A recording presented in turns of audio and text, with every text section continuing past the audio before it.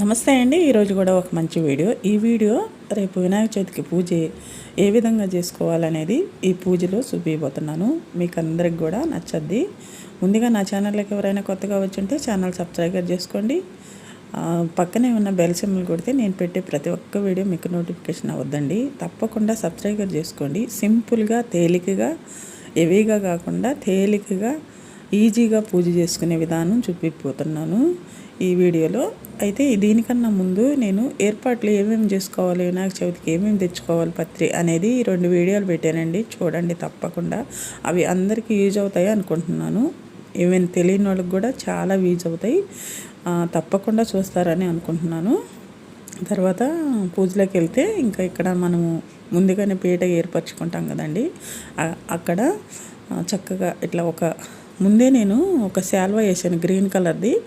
తర్వాత ఒక red colour cloth పరుచుకొని దాని మీద అరిటాకు ఉంటే అరిటాకు వేసుకోండి, లేకపోతే ఇస్త్రాకు ఇలాంటిది ఒకటి పెట్టుకొని దాని మీద బియ్యం పోసుకోవాలి. మన ఇష్టం అండి, బియ్యం ఎన్నైనా పోసుకోవచ్చు. తర్వాత దాని మీద పసుపు, కుంకుమ వేసి, నేనైతే జిల్లేడాకులు ఎక్కువ ఉన్నాయి కాబట్టి ఒక జిల్లేడాకు పెట్టేశాను. మీరు తమలపాకైనా పెట్టుకోవచ్చు. ఇంకా స్వామివారికి అయితే చక్కగా గంధం కుంకుమలు అలంకరించి ఆ బియ్యంలో పెట్టుకోవాలి. తర్వాత ఇది నేను మా ఇంట్లో కొన్ని పూసలు, యాలకులతో ఒక మాల తయారు చేశానండి. ఇది చాలా బాగా వచ్చింది. ఈ మధ్య కాలంలో ఇది ఆన్లైన్లో కూడా ఇలాంటి మాల వస్తుంది. నేనే తయారు చేసుకున్నాను. ఈ మాల కూడా స్వామివారికి ఆ మాల నెయ్యండి. తర్వాత మీ దగ్గర ఇంకేమన్నా మాలలు ఉంటే కూడా, దండలు ఉంటే వేసుకోవచ్చు. తర్వాత గులాబీ పూలతో స్వామివారిని అందంగా ఇలా అలంకారం చేసుకోండి. అయితే ఈ పూజలో చిన్నపిల్లలను పెట్టుకొని కూడా పూజ చేసుకోవచ్చు పక్కనే. ఎందుకంటే వినాయకుడు అంటే చిన్నపిల్లలకి చాలా ఇష్టం అండి. చూస్తుంటాం కదా ఈదుల్లో పెద్ద పెద్ద వినాయకులను పెట్టినప్పుడు ఆ దగ్గర కూర్చొని ఉంటారు పొయ్యి ముందు. అందుకనే మన చిన్నపిల్లలకైనా పెద్ద పిల్లలకైనా చక్కగా పక్కన కూర్చోబెట్టుకొని వినాయకుడి పూజ ఎందుకు చేసుకుంటాము, ఎక్కడ చేసుకుంటాము, ఏమేమి పత్రి పెట్టాలి అనేది వివరిస్తూ మనం పూజ చేసుకుంటే వాళ్ళకు కూడా బాగా తెలుస్తుందండి. ఇంకెక్కడైతే వినాయకుడికి వస్త్రం వేయాలి తప్పకుండా. ఈ వస్త్రాన్ని కూడా వేసాను. తర్వాత నేను ఇక్కడ ఒక తమలపాకు పెట్టుకొని గంధము కుంకుమ బొట్టు పెట్టుకుంటున్నాను కదా. ఇది పసుపు వినాయకుడిని చేసుకొని పెట్టుకుంటున్నానండి. ఈ పసుపు వినాయకుడికి కూడా చక్కగా గంధము కుంకుమతో బొట్లు పెట్టుకోండి. మనము ఈ పసుపు వినాయకుడికే పూజ చేసుకుంటామండి. అయితే కొంతమంది పసుపు వినాయకుడిని చేసుకోరు. వాళ్ళకి అలవాటుని బట్టి వాళ్ళు చేసుకోవచ్చు. పసుపు వినాయకుడికి కూడా వస్త్రము, ఇంకా పూసల దండ అవన్నీ కూడా వేసాను. ఇంకా పువ్వులతో అలంకరించుకోవాలి. తర్వాత పూజలో చేసే ప్రసాదాలు కూడా పెద్దవాళ్ళు కొంచెం పెద్దగా పెరిగిన పిల్లలకు కూడా చాలా మందికి తెలియదండి. నేను చూస్తుంటాను కదా ఇక్కడ మా ఇంటి పక్కకి. అట్లా కొంతమందికి తెలియదు, చెప్పాలి వినాయకుడి పూజ అంటే. నేను పెట్టినవి ఉమ్మితాకులండి. ఉమ్మితాకు అంటే స్వామివారికి చాలా ఇష్టం.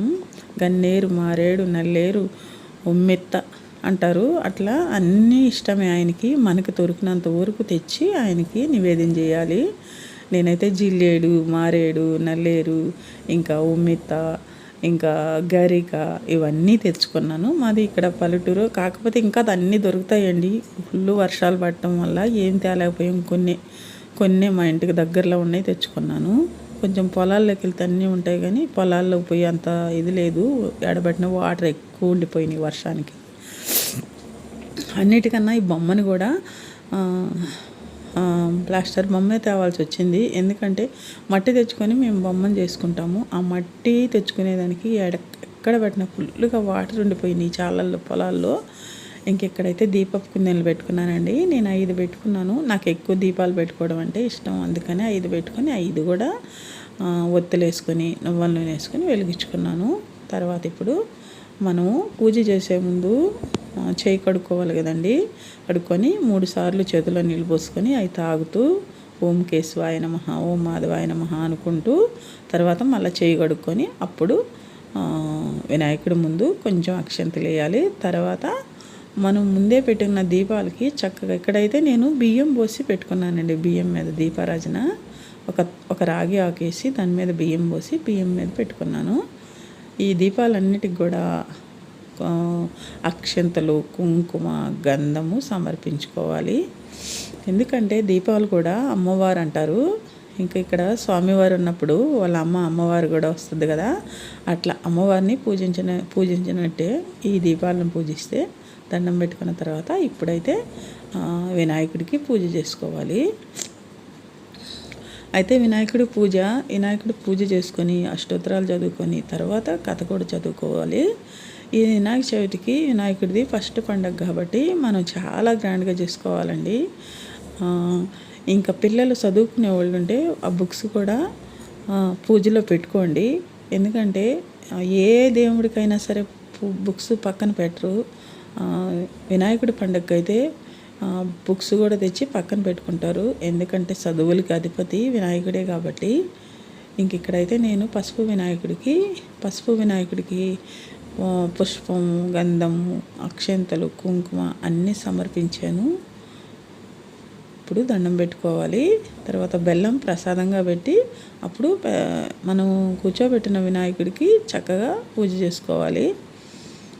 ఇక్కడ కూడా గంధము, కుంకుమ, అక్షంతలు స్వామివారికి సమర్పించుకోవాలి. నాయన మా ఇంట్లో కూర్చున్నావు, మాకు ఎప్పటికీ సిరి సంపదలకి ఏ లోటు లేకుండా చూడు తండ్రి అని మనస్ఫూర్తిగా ఆయనకి దండం పెట్టుకోవాలి. ఆయన్ని సిరిలో, సంపదలు అన్నిటిలో ఉంటాడండి. ఎందుకంటే ధాన్యము కొలిసినప్పుడు కూడా వినాయకుడిని ధాన్యంలో పెడతారు. ఎందుకంటే ఈయన పెట్టడం వల్ల ఆ ధాన్యం అనేది ఎక్కువ పెరుగుదల ఉంటుందని. ధాన్యానికి కూడా అధిపతి ఈయనే కాబట్టి ఆయన్ని అలా కోరుకోండి. మన ఇంట్లో కూర్చోబెట్టుకున్నాం కాబట్టి ఆయన్ని అలా ప్రార్థించుకోవాలి. ఇంక ఇక్కడ స్వామివారికి తాంబూలం కూడా పెట్టి హారతిచ్చుకుంటున్నాను. హారతిచ్చుకున్న తర్వాత ఇంకా మనము అష్టోత్తరాలు, స్వామివారి కథ అన్నీ చదువుకోవాలి అక్షంతలు పట్టుకొని. నేనైతే ముందు గరికితో అష్టోత్తరం చేశాను. ఇప్పుడు నమస్కారం చేసుకొని మన కోరికలు చెప్పుకోవాలి. నేను ఫస్ట్ గరికితో అష్టోత్తరం చేశాను. తర్వాత కథలు చెప్పుకున్న తర్వాత ఇంకా ప్రసాదాలన్నీ పెట్టానండి. తర్వాత కొబ్బరికాయ కూడా కొట్టుకుంటున్నాను. ఇలా స్వామివారికి పూజ చేసుకొని ఆ స్వామివారి అనుగ్రహం మన మీద ఉండాలని మనస్ఫూర్తిగా కోరుకోవాలి. ఇంక ఇక్కడైతే హారతిచ్చుకుంటున్నాను. ఇది హారతిచ్చుకున్నాక అక్షంతలు స్వామివారి పాదాల ముందేసి దండం పెట్టుకోవాలి. అయితే పూజ చేసుకునేది శనివారం కాబట్టి మనము ఆదివారం కూడా వినాయకుడిని అలాగే ఉంచి సోమవారం తీసుకోవాలండి. ఇంకా పూజ కింద అయితే ప్రసాదాలు అయితే మనం తీసుకోవచ్చు. ఇంకా స్వామివారి కింద పోసిన బియ్యము, దీపం కింద పోసిన బియ్యము ఇవన్నీ కూడా చక్కగా మనము ఏదైనా ప్రసాదం చేసుకుని తినొచ్చు. ఇంకా స్వామివారిని అయితే సోమవారం రోజు నిమజ్జనం చేయాలి. మీకు వీలైతే ఎక్కడైనా చెరువు ఉంటే చేయండి, లేకపోతే ఏదన్నా పెద్ద బొమ్మలు పెడుతుంటారు కదా, 3వ రోజు తీస్తుంటారు, ఆ బొమ్మల దగ్గర పెట్టేస్తే అలా నిమజ్జనం చేసేస్తారు. ఇంకా పిల్లల బుక్స్ అయితే అక్షంతలు, కుంకుమ, గంధం పెట్టి అలంకరించి ఆడబెట్టుకొని దండం పెట్టుకోండి. మాకు బాగా చదువు రావాలి తండ్రి అని చెప్పి దండం పెట్టుకోమని చెప్పండి పిల్లలకి. ఇదేనండి ఈరోజు వీడియో. మీకు అందరికీ నచ్చద్దు అనుకుంటున్నాను. నా వీడియో నచ్చితే కానీ లైక్ చేసి షేర్ చేసి తప్పకుండా సబ్స్క్రైబ్ చేసుకోండి. మీకు అందరికీ ఈ వీడియో ముందుగానే చేసి చూపిద్దామని చేశానండి. తప్పకుండా చూసి ఒక లైక్ అయితే ఇచ్చి సబ్స్క్రైబ్ చేసుకోవట్లేదండి, చేసుకోండి. కామెంట్ కూడా చేయండి. ఓకేనా?